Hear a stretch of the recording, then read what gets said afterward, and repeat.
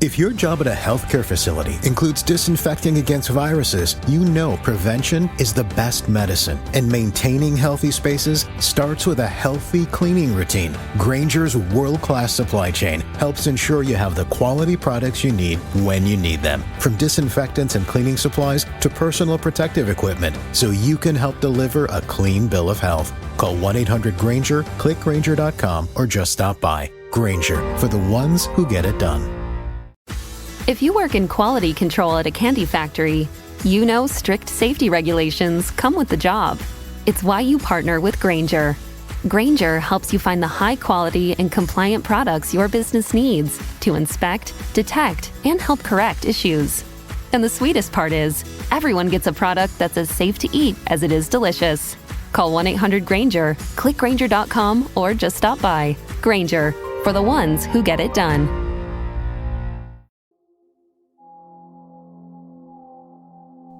Darkcast Network. Out of the shadows come the best indie podcasts.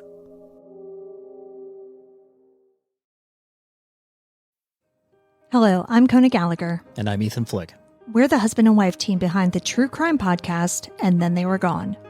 We're a weekly show that covers unsolved missing persons cases. These are cases that you, the listener, can have an impact on. Some of the people you may have heard of, like Kristen Smart or Braceless Pisa. But we also bring you missing people of color and other cases that haven't gotten the mainstream attention that they deserve. You can find us on Apple Podcasts, Spotify, Good Pods, or your favorite podcast app. Hey everyone, welcome to True Crime California. I'm your host Cindy, and I'm glad you're here.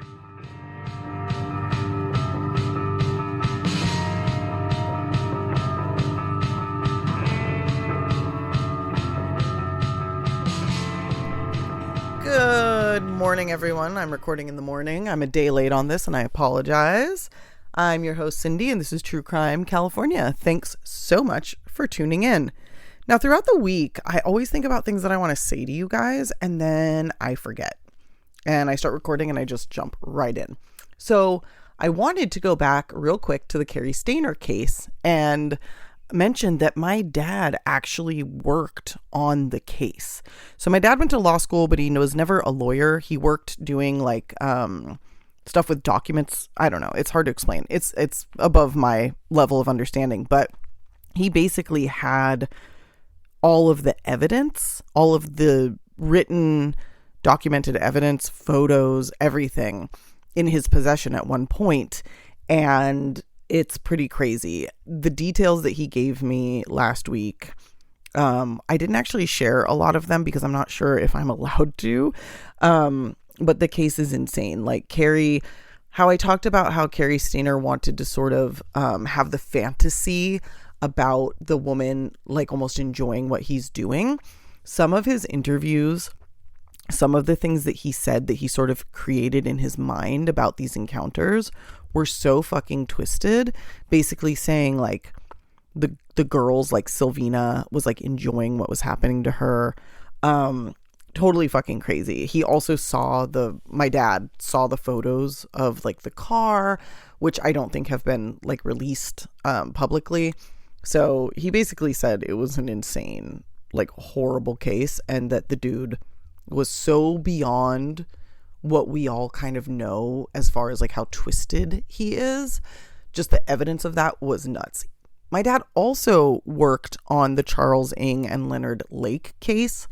I will cover that. And when I do, I'm going to interview him and he'll obviously tell me what I can share.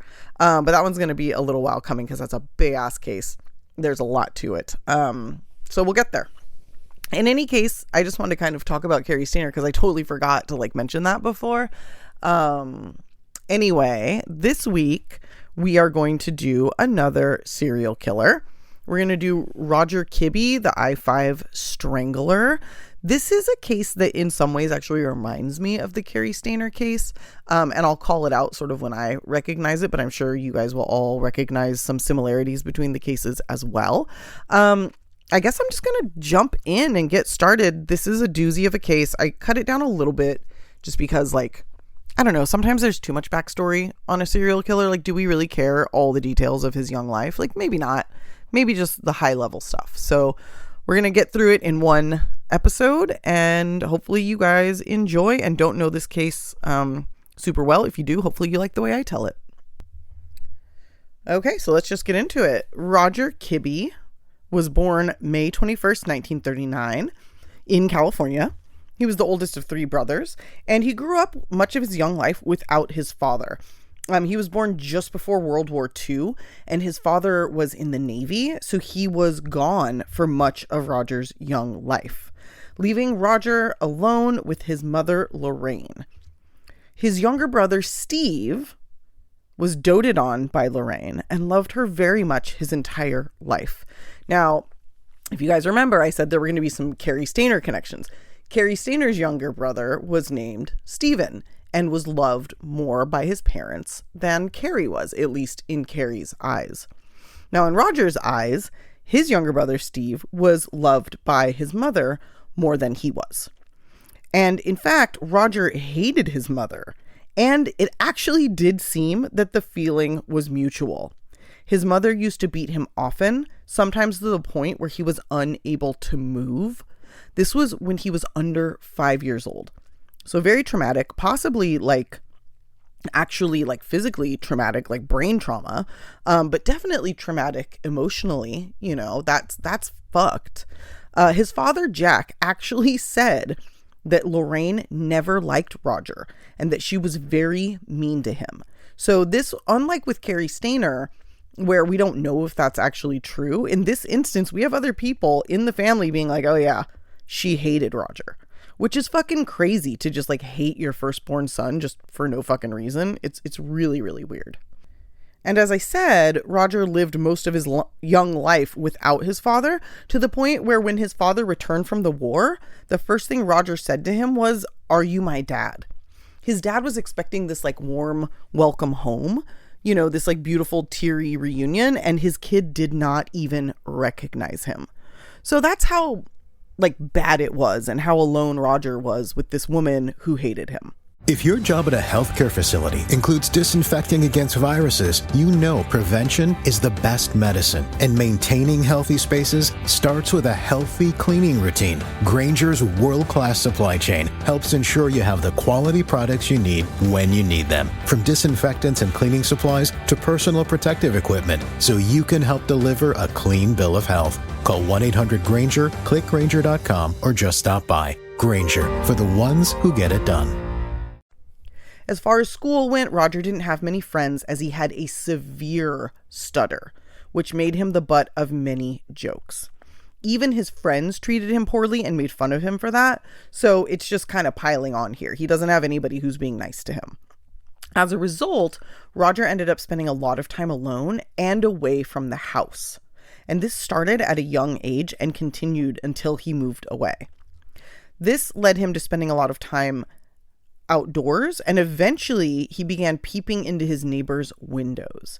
He focused mostly on women, likely due to his hatred for his mother. It was starting to already manifest in sort of an obsession, and a negative obsession with women. And when he was a preteen, this is fucked up, he started stealing women's clothing, mostly underwear, from local clotheslines because people were drying their clothing outside a lot still in the 40s and 50s. And he was a teenager, I guess, in 1952 is when he turned 13. So around this time, he started doing this, which is kind of crazy. When he was 14, he stole a pair of scissors from his mother and started cutting up the clothing that he was stealing. He would shred it to ribbons. He also buried boxes of clothing in a nearby park, likely so he could visit the box when he wanted. So all of this is very concerning, pre-serial killer behavior. And we know this now. So seeing it happen or hearing about it, it's we all kind of know what's going to happen, right? Now, around this time, a little girl in the park saw him burying a box of clothing and told her mother. Her mother called the police and they started to investigate, and a bunch of people in the park let the cops know, oh, it's this kid, Roger. Now, this was connected to another report that a woman made of her clothing being stolen. So they had a report of a woman's underwear being stolen from a clothing line, and then they had a little girl saying that she saw a teenager burying a box of clothing in the park. Finally, police kind of put everything together. They went to Roger's house and they confronted him. And the cop who confronted him later said that while Roger said he was sorry, he seemed extremely emotionless about the situation. Like he could not have been more of a blank slate when he was talking about this. Roger admitted to what he did and returned what clothing he had in his room, which had all been cut to shreds. Now, the officer saw this for the red flag it was and decided to step in, which is pretty crazy because, you know, cops. Anyway, he decided to help the family get Roger therapy. Unfortunately, Roger's family couldn't pay for it, and the officer was only able to get 3 sessions sponsored. He had somebody donate money. But after those 3 sessions, the family was like, we can't afford it. We don't care. And they just dropped it. So it's kind of crazy that this cop saw this and went to these lengths to help the family. And it's really sad that his parents just kind of let him flounder without help when it's very clear that he needed it. But again, his mother is a big part of why he needs it. So I guess it kind of all makes sense. Roger also at this time started breaking into homes and tying himself up, waiting for police to come get him. And when the cops would come, he would claim that he was kidnapped, tied up, and sexually assaulted by a group of men. Now, this actually happened twice where the police actually came, and both times Roger was tied up with women's clothing. And the thought is that he did this himself, obviously. He also, around this time, dropped out of high school without his parents even realizing it for months. That's how little attention they paid to him. They actually went to an open house at his high school, and the school was like, what are you guys doing here? We thought you moved away. They had no idea that Roger was just skipping. Absolutely crazy. So he did then fully drop out, and then as soon as he could, he moved out of his parents' home. At 22, he married someone and had a daughter, but was arrested for stealing multiple times in his young life between 18 and 22. And after his daughter was born, he was arrested for stealing, and he ended up going to jail for 2 years. During this time, his wife left him and moved away, took his daughter. And he did not have much of a relationship with his daughter until she was an adult. At this time, while he was in jail, not only did his wife leave him, but his mother died. So there's just trauma, and no closure with his mother either. This left Roger angry and aimless and looking for more trouble. His main thing was stealing, which somehow kept his anger at bay, but also kept him in and out of prison for years. Around 1970, he got his welder's license and also learned woodworking and had a few jobs relating to those skills. And he also got into skydiving, which was a way that he was able to sort of calm his brain. I think the adrenaline worked to satisfy his need to take risks and get into trouble without actually getting into trouble. So I think there was something definitely weird about his brain, that he needed the adrenaline, he needed the thrill. He was a thrill seeker. I forget the name of that. There's a rock climbing movie. God, I can't remember it. And the guy free climbs. I think it's called free climb, something like that. I mean, it's such an obvious name, but basically there's this rock climber who climbs mountainsides with no gear. So if he lets go, he dies. And it's super scary. People who do this and die all the time. And they actually did a scan of this guy's brain, and they saw that it's different than most people's brains. And he doesn't get excited or upset by the normal stimuli that would upset and excite other people, which is why he's looking for this thrill. And if I had to guess, I would say that Roger Kibbe had something similar, because he likes the thrill of stealing. He likes the thrill of skydiving. Obviously, he's a serial killer. So there's something about it that's scratching an itch in his brain for this danger and this scare. So I don't know. I thought that was interesting when I was reading about him. It just came to my mind that that could be what it is, especially with the skydiving tie-in. Also, Roger was the most flat, quiet, emotionless guy. And when he would get cornered to talk about his emotions, he would just shut down entirely. He just would not say anything. He would clam up and walk away. So a very interesting person with a very interesting brain. So anyway, he gets into skydiving, and for a little while, this kind of put him on the quote-unquote straight and narrow. But even here, he couldn't help but be himself. Eventually, after a short while, he was caught stealing parachutes from the airport. And as a result, he went to prison for 2 years, because at this point, he'd been arrested more than 20 times for similar things. So this is the second time he goes to prison for 2 years for theft, because it's like more than the 20th time he's been arrested. At this point, he was also evaluated by a psychiatrist who said that Roger was a very scary man who would very likely turn to violence eventually. Of course, nothing was done with this information, because of course it wasn't. That being said, after getting out of prison, Roger moved in for a while with his brother Steve, who had actually become a cop and later a homicide detective, which is very ironic. But during this time, he started to get his life together, at least outwardly. He even started dating one of Steve's neighbors, a woman named Harriet, who was this very loud and domineering person, which probably reminded Roger of his mother. Roger, like I said, was quiet and meek. The word meek was used to describe him often, to the point of being unsettling. He was so quiet. So it seemed like Harriet sort of filled in the gaps in his personality. In reality, the two were a mismatch, to say the least. Harriet didn't respect Roger, as he was too passive and didn't ever take charge on anything. And as a result, Harriet was pretty abusive to Roger. She would scream at him, and in return, Roger would be completely indifferent to her and everything else. However, somehow this helped him keep his life together. He didn't do bad things, at least when they first got together. So the couple, mismatched as they were, got married and moved to the East Bay. I think they were in Pittsburgh, which is a small town in the Bay Area.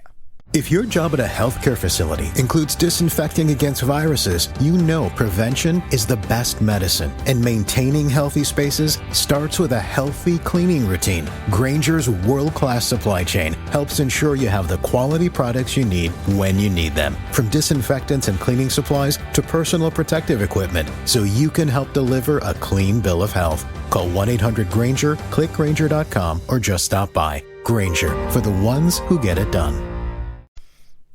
So we're now in the late 1970s. Roger's working as a truck driver, which is, the perfect job for a serial killer, but weirdly doesn't actually come into play in this story. And after a time of being with Harriet and sort of trying to keep his shit together, he falls back into his old patterns, wanting to find trouble. And in fact, his desire to kill women now becomes all he can think about. He really, he was peeping on women. He hates his mother. He's got this domineering wife. They're getting in arguments. She's basically just verbally abusing him all the time. Finally, he can't take it anymore.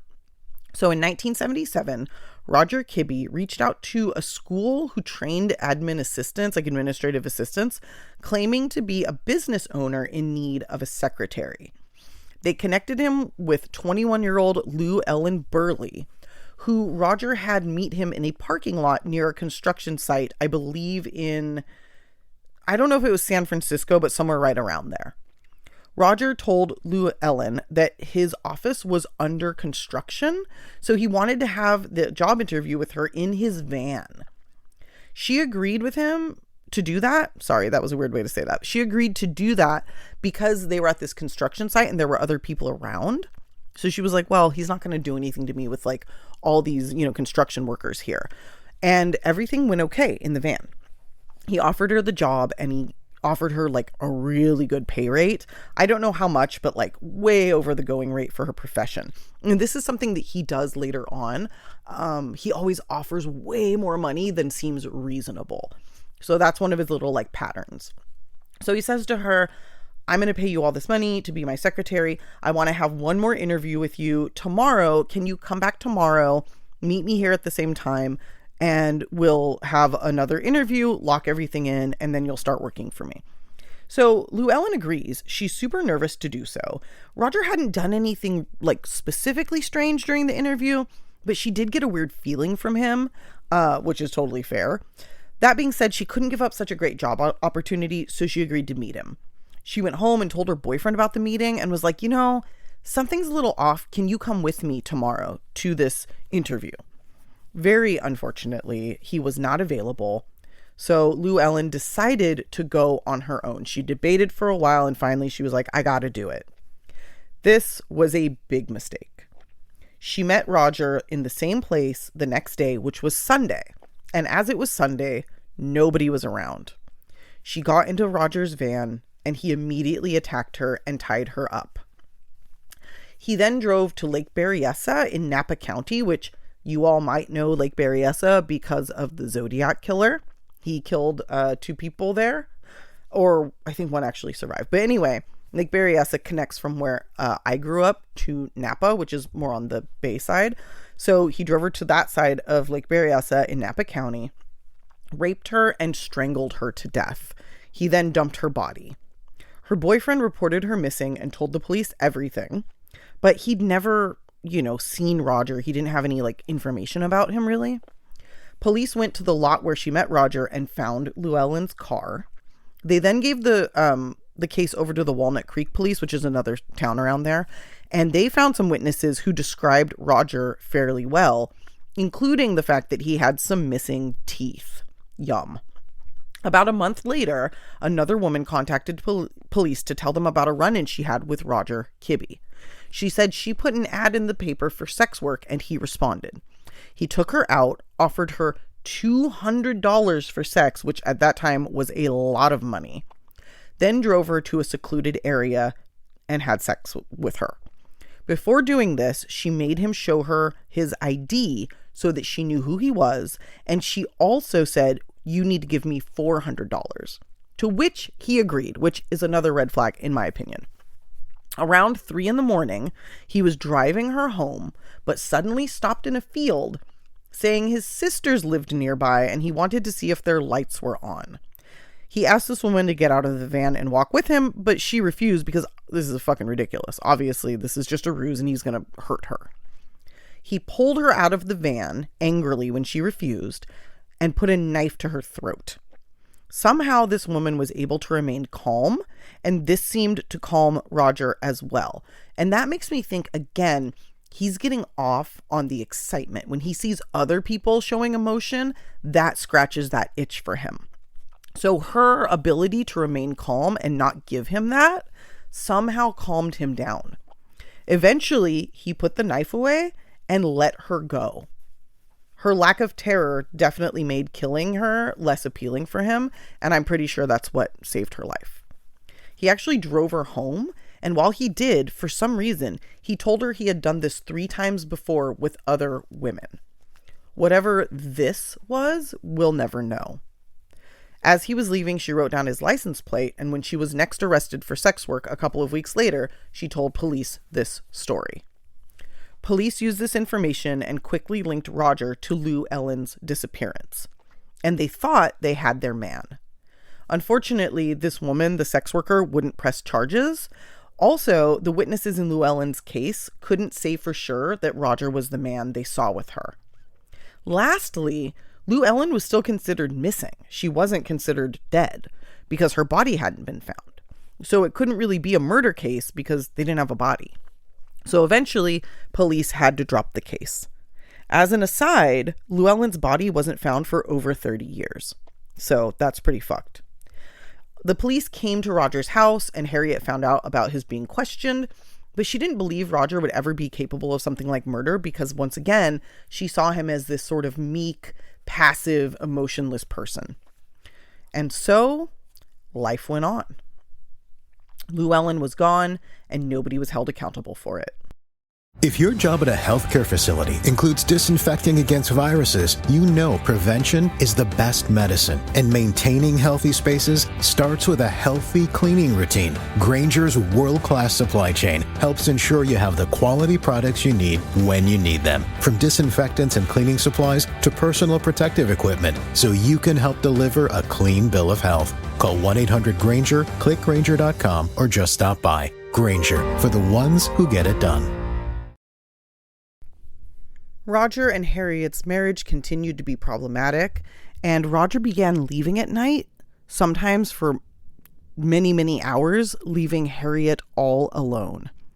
Harriet had no idea where he was going and would often beg him to tell her and to open up to her and give her something of emotion, some love, some anger, anything. In response, Roger would simply walk away, not saying a single word. Sometimes Harriet would find him in his wood shop asleep on a couch, but more often she wouldn't find him at all. This is because Roger was out prowling the streets, paying for sex, and hurting and killing women. As far as we all know, he didn't actually kill another woman until 1986, 9 years after Lou Ellen's murder. And in fact, for a while, his life seemed quote-unquote normal, despite the terrible relationship he had with his wife. For a time, his daughter from his first marriage even came and lived with him after she had her son. Roger seemingly loved his grandson and spent a ton of time with him. In April of 1984, however, after kind of once again having another bout of being a normal dude, his urges took over and he started once again looking for victims. He found a woman who was a sex worker and gained her trust over the course of a few weeks. He started giving her money, talking to her about her situation. She had a drug habit and she needed to support herself. He then said, why don't you come live with me and have sex with me, and I will give you $200 a day to do this. Now, once again, $200 a day is a crazy amount of money in 1984. He obviously didn't have that kind of money, but he's trying to make it something she can't refuse. So as he's gaining her trust, he's also learning about her and understanding how to manipulate her to get what he wants. This woman agreed, but when Roger picked her up to take her to his home, he of course instead drove her to a field in the middle of nowhere, then raped her. He left her in the field. He did not kill her. And she went to the hospital and then called the police. When questioned, Roger blamed the sex worker, saying she was a liar trying to take advantage of him. Police already had this guy on their radar from the Lou Ellen murder, so they were not immediately believing him. But when they went to re-interview this woman, she had disappeared, likely leaving town to avoid the entire situation. So this is twice that we've had sex workers involved who have been I'm not putting myself in this situation. I'm getting out of here. Which, given what we know about the way police treat these women, is more than fair, but also very unfortunate, because this is yet another close call where Roger does not get caught.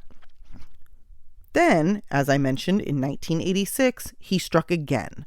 He decided to wait a while to get the police off his trail. So, he took another 2-year kind of cooling off period.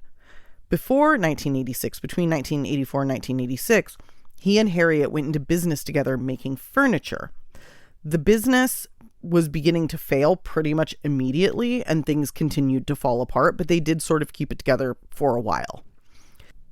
Once again, part of the reason the business was failing was due to Roger's intense apathy and inability to really do anything for the business besides build furniture. And this sort of failure was essentially the end of their relationship. Now, they stayed together, but for all intents and purposes, they were no longer together. Roger wouldn't even bother coming home at night anymore, not even late at night. He would just stay out, and Harriet stopped even asking what was going on. On September 6th, 1986, Roger went out on one of his nights away and picked up Laura Hedick, a sometime sex worker and drug user who was only 21 years old. This was in Modesto, California, and if you all remember what I said about Modesto in the Carrie Stainer episode, is a very rough area and was even more so back then.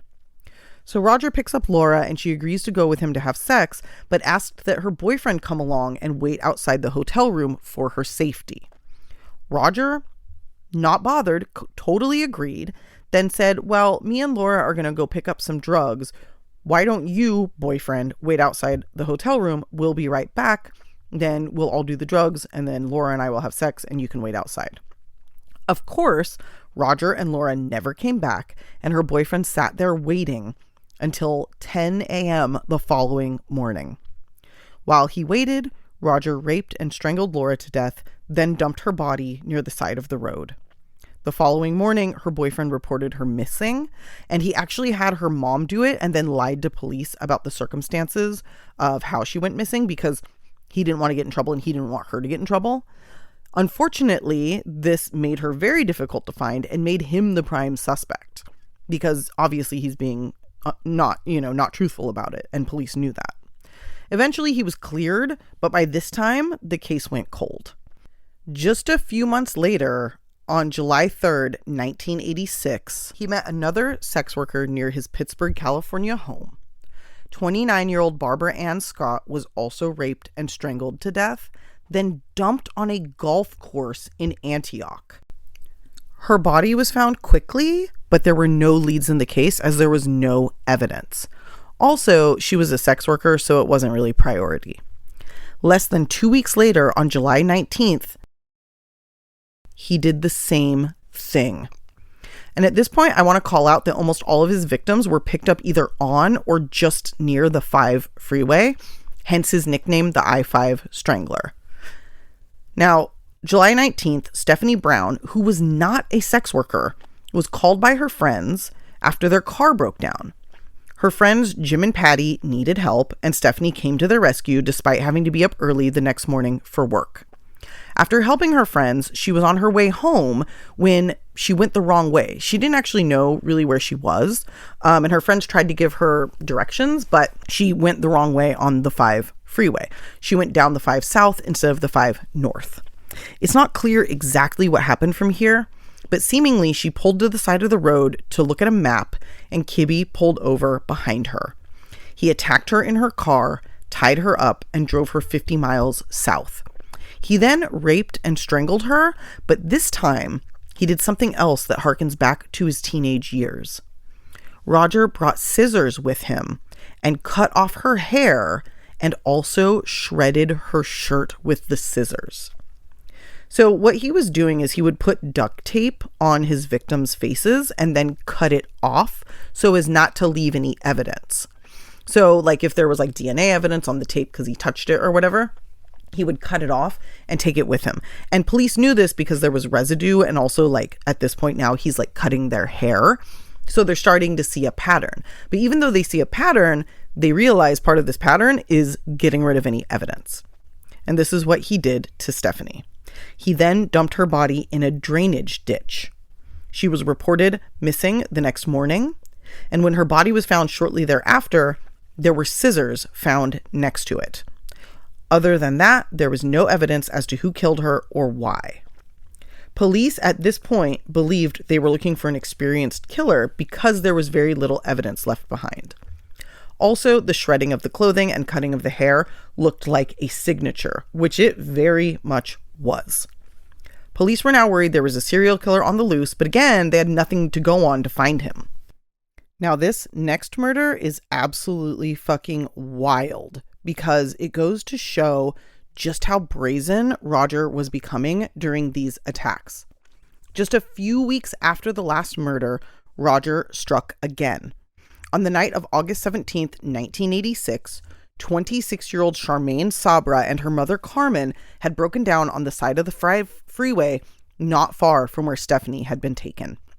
Roger pulled over, offered them help, but said he could only take one of the women to a phone booth because his car was too full to fit them both. Carmen decided to go with him, protecting her daughter. You know, if anybody's going to risk it, it's going to be her. And Roger actually did take her to a phone booth where she tried to call her family. Unfortunately, both her son and daughter were asleep, and neither of them woke up when she called their homes. Finally, Carmen gave up, and Roger drove her back to their car. He then said, well, why don't I take one of you home? You can get help in person and come back and get the other one. The women were like, yeah, let's do it. They trusted Roger at this point, so they were like, yeah, no problem.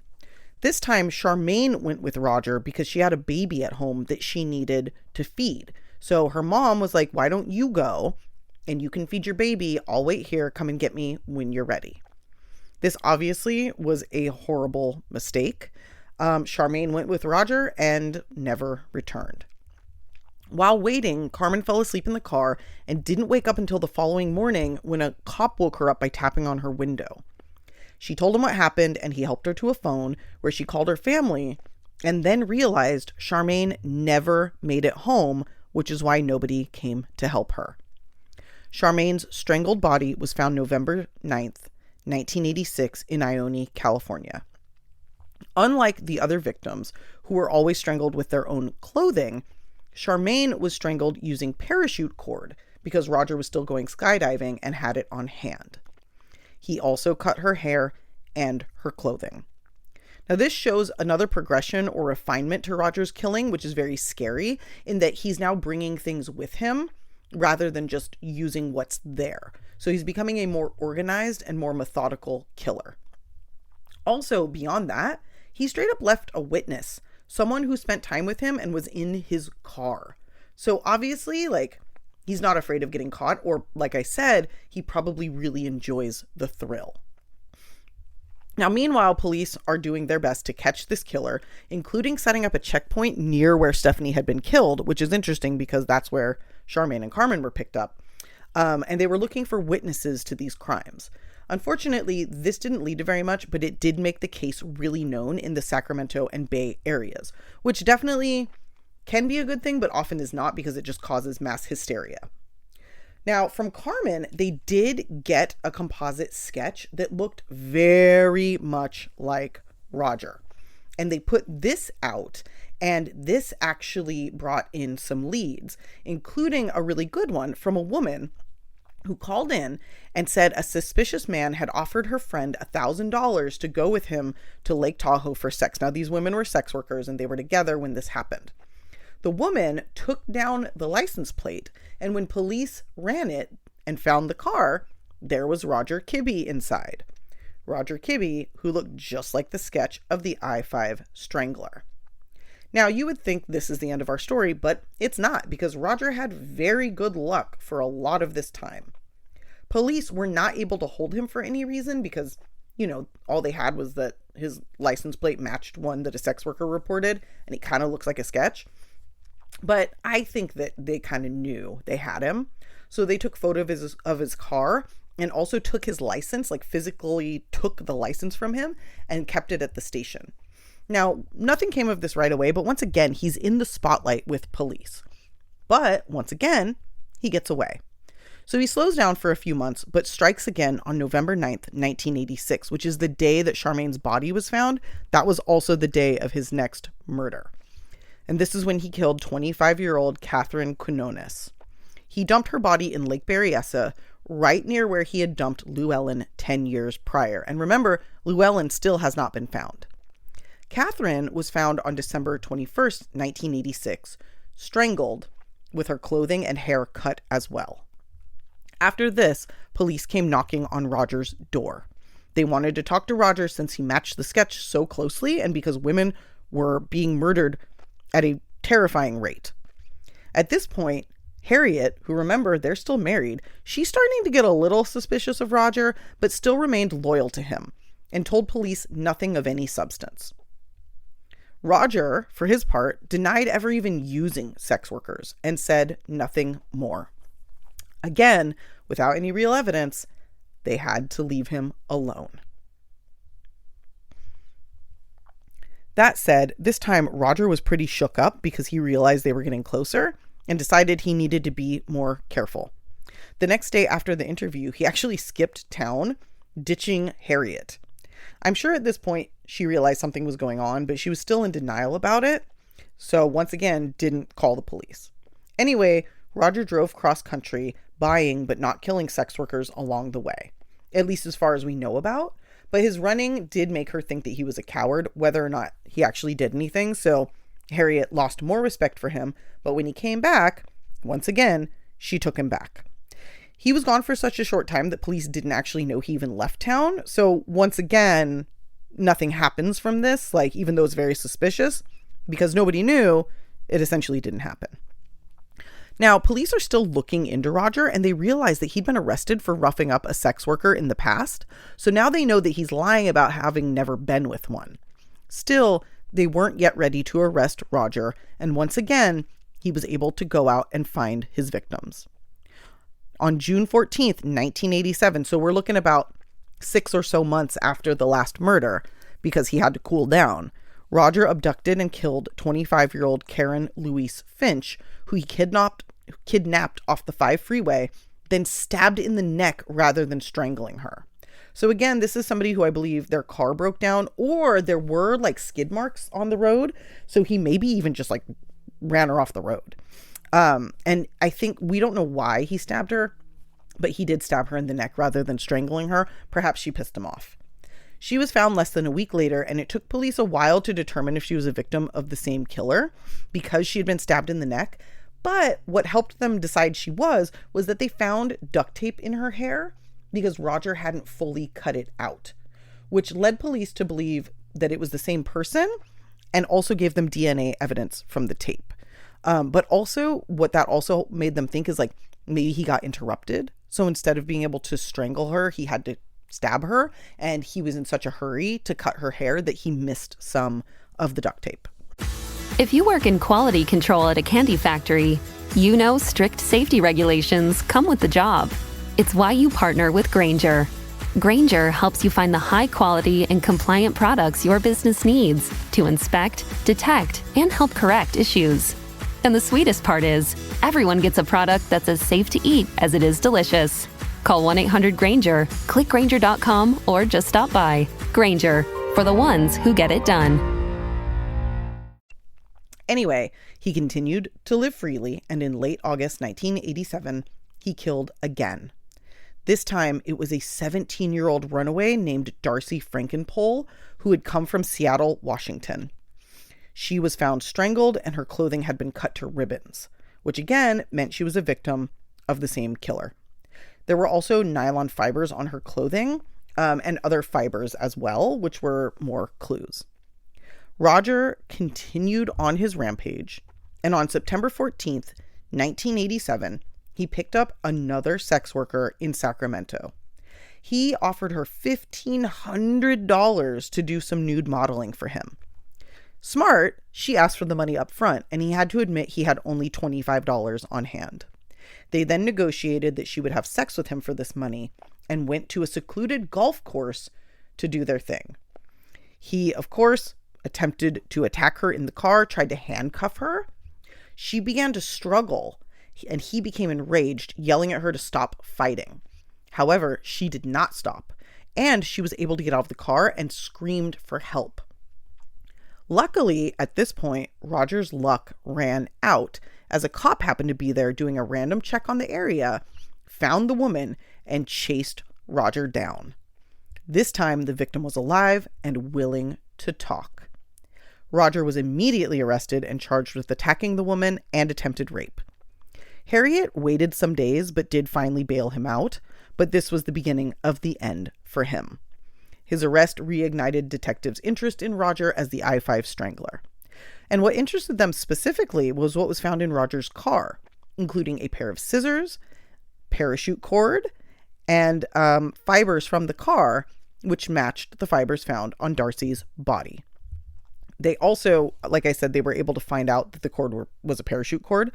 So they linked not only the fibers from his car, but also the fibers from the cord. And they also linked it to parachuting, and they knew that Roger liked to skydive.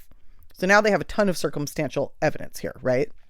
So he gets arrested, but then he's like released because he gets bailed out, and they haven't arrested him for murder yet. But in October, they begin trailing him, waiting for him to slip up.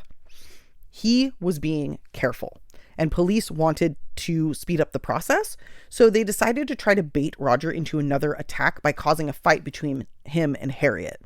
They believed that he potentially went out killing after particularly bad fights with Harriet as a way of blowing off steam. And I mean, they'd met Harriet, so they kind of knew what kind of person they were dealing with, so, you know. They went to Harriet's work to quote-unquote question her in front of her coworkers, which did work. It really upset her, but not at Roger. She was so pissed at the cops that she screamed at them to get out and vowed to never speak to them again. So that was kind of an oops moment for the cops. Instead, police are like, fuck it. They go the long way around, they get a search warrant, and they search his home. There they find more parachute cord, and they are also able to question him about the murders, but they got nothing. They even went to his brother for help. So Steve Kibbe, who's still at this time a homicide detective, did not believe for a second that Roger was guilty of anything and wasn't willing to help even after seeing their circumstantial evidence. Finally, they realized they have to go with forensic evidence. They then lean on the fact that the floor mat in Roger's van matched the fibers on Darcy's dress, and they are also able to definitively connect the rope in his house with the rope used to kill her. This was enough. He was charged with killing Darcy based on this evidence. Steve, finally, having seen the evidence, this new evidence, changed his opinion and told Roger to give it up, as they had enough evidence to put him away forever. Roger relented and agreed to talk, but only after he could speak with Harriet. He then told her everything, or at least as much as we now know. During this time, he also cried, which is the first time he's ever showed emotion. After admitting everything to Harriet, he again stonewalled the police, giving them nothing. They were pissed because they were like, you're gonna fucking tell us everything once we let you see your wife. We let you see your wife, and now you're telling us to get fucked. But it was fine. They brought him to trial anyway for Darcy's murder, and less than a month later, he was found guilty and given 25 to life for her murder. Police continued to search for more evidence in the other murders. And it took a really long time, but they do find it. But during this time, after he's put in prison, Harriet leaves him. His brother disowns him because, like, he looks like a fool, obviously. And finally, in 2009, he pleaded guilty to 6 more counts of murder. He did this as part of a plea agreement to avoid the death penalty, and as part of that, finally took police to the body of Lou Ellen Burley, who had been killed, I think, 34 years prior. It was finally 2011 when they found her body.